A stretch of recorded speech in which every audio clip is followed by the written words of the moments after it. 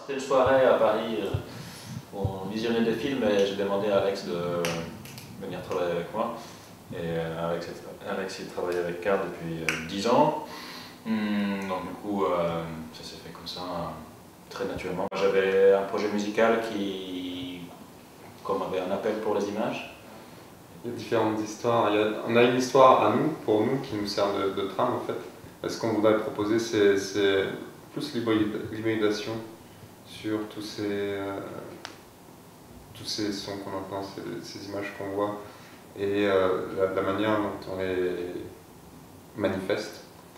Et que le travail d'hybridation fasse qu'on ne sache plus trop qui fait quoi exactement, vers où vont les choses, comment elles se transforment, et laisser vraiment un libre cours à l'imaginaire du spectateur.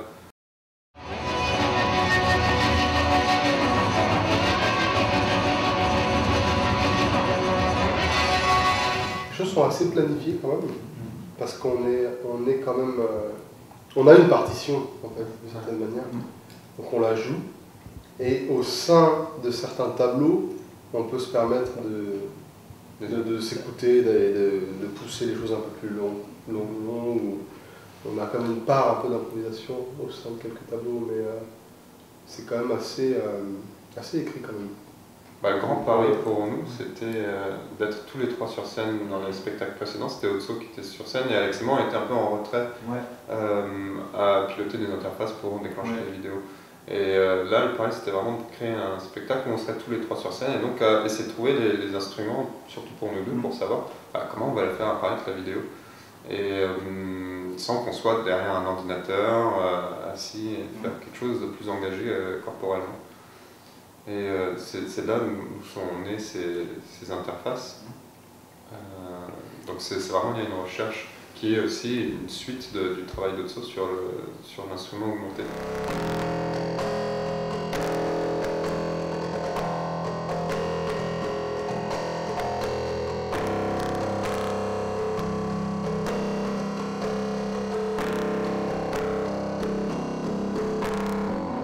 Il y a des choses qui viennent vraiment directement de notre univers visuel, et notamment on a quand même fait beaucoup d'installations sur des phénomènes de perception. Il y a des choses qui viennent directement vraiment de notre travail de recherche d'images depuis longtemps en fait, sur ces questions de perception, de rapport entre vidéo et lumière.